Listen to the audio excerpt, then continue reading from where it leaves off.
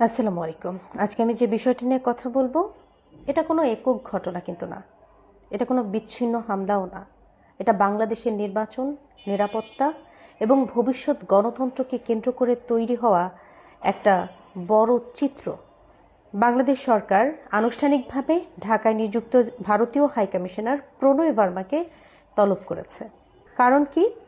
ভারতে অবস্থানরত ক্ষমতাচ্যুত সাবেক প্রধানমন্ত্রী শেখ হাসিনাকে বাংলাদেশে সন্ত্রাসী কর্মকাণ্ডে উস্কানি দেওয়ার সুযোগ দেওয়ার কারণে এবং সেই বক্তব্য আর কার্যক্রম আসন্ন জাতীয় সংসদ নির্বাচন বানচালের একটা ঝুঁকি তৈরি করছে।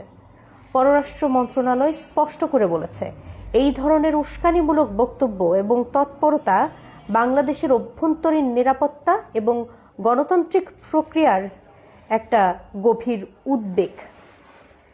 এই কারণে বাংলাদেশ সরকার শেখ হাসিনা আর সাবেক স্বরাষ্ট্রমন্ত্রী আসাদুজ্জামান খান কামাল এই দুইজনকে দ্রুত প্রত্যর্পণের আহ্বান জানিয়েছেন।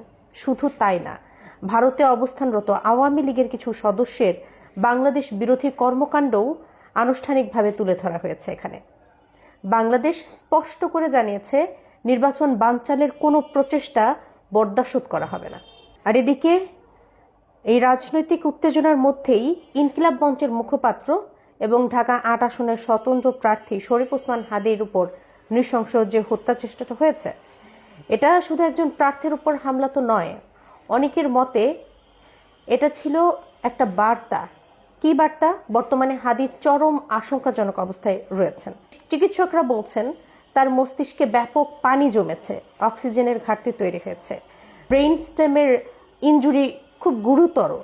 সর্বশেষ যে সিটি স্ক্যানটা করা হয়েছে এটা খুবই ভয়াবহ। চিকিৎসক বোর্ড তাকে বিদেশে নেওয়ার প্রস্তুতির কথা জানিয়েছে। ব্যাংকক অথবা সিঙ্গাপুরের কথা ভাবা হচ্ছে, কিন্তু সব কিছু নির্ভর করছে বিদেশি হাসপাতাল এই কেসটা নেয় কিনা তার উপর।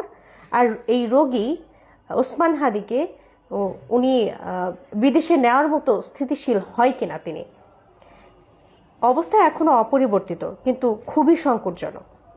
জাতীয় নাগরিক পার্টির আহ্বায়ক নাহিদ ইসলাম তিনি এই ব্যাপারে বলেছেন, নির্বাচন বানচাল করার জন্য এবং গণ অভ্যুত্থান নস্যাৎ করার উদ্দেশ্যেই গণ অভ্যুত্থানের সঙ্গে জড়িতদের টার্গেট করা হচ্ছে এবং তারই ধারাবাহিকতায় ওসমান হাদির উপর হামলা হয়েছে।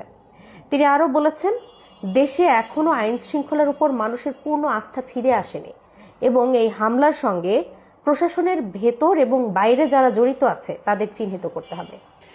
এই ঘটনার সঙ্গে আরও ভয়ঙ্করভাবে যুক্ত আছে ভারতে পলাতক সজীব ওয়াজেদ জয়ের বক্তব্য।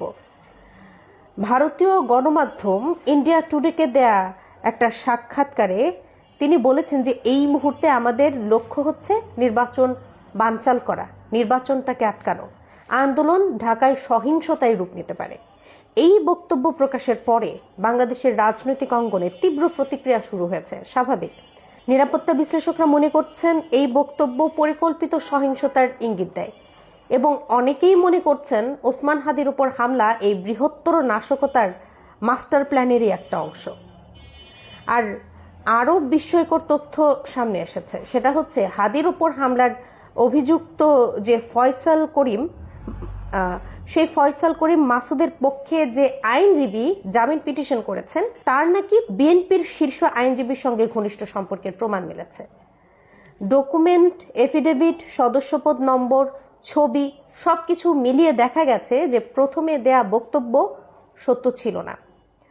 এরকম অভিযোগ পাওয়ার পরে কিন্তু তাকে ফোন করা হয়েছিল এবং তিনি অস্বীকার করেছিলেন এবং এই সব কিছু ডকুমেন্ট, এফিডেভিট, সদস্যপদ, তার ছবি, তার আইডি নাম্বার, এই সব কিছু মিলিয়ে তারপর বোঝা গেছে যে তার বক্তব্য অসত্য ছিল। এতে প্রশ্ন উঠছে যে কে কাকে রক্ষা করতে চাইছে, কারা পর্দার আড়ালে সক্রিয়। তাছাড়া শহীদ বুদ্ধিজীবী দিবসে আজকে শহীদ বেদিতে পুষ্পস্তবক অর্পণ করতে গিয়ে, শ্রদ্ধা নিবেদন করতে গিয়ে সাবেক উপদেষ্টা আসিফ মাহমুদ সজীব ভুঁইয়া তিনি বলেছেন যে দেশকে নেতৃত্বহীন এবং মেধাহীন করার জন্য ওসমান হাদির উপর হামলা করা হয়েছে, অনেককেই হিট লিস্টে রাখা হয়েছে। তিনি এই ঘটনাকে 1971 সালের বুদ্ধিজীবী হত্যার সঙ্গে তুলনা করেছেন। তিনি বলেছেন তখন যেভাবে দেশকে মেধাশূন্য করার চেষ্টা হয়েছিল, আজও তেমনই একটা বড় ষড়যন্ত্র চলছে। গণ অভ্যুত্থানের পরে হাদিকে হত্যা চেষ্টার মাধ্যমে ৭১ পরবর্তী বুদ্ধিজীবীদের যেভাবে হত্যা করা হয়েছিল তারই একটা প্রতিরূপ চলছে, বা সেটাই আবার করা হচ্ছে, তিনি এমনটাই জানিয়েছেন। এখন প্রশ্ন একটাই, সামনেই নির্বাচন, এই নির্বাচন আসলে কতটা নিরাপদ হতে যাচ্ছে সেটা নিয়ে তো প্রশ্ন আছেই। তাছাড়া সহিংস রাজনীতির বিরুদ্ধে রাষ্ট্র কতটা কঠোর হবে এই প্রশ্নটাও কিন্তু রয়েই যাচ্ছে। আর প্রকৃত অপরাধীরা কি ধরা পড়বে, এটাই এখন প্রশ্ন।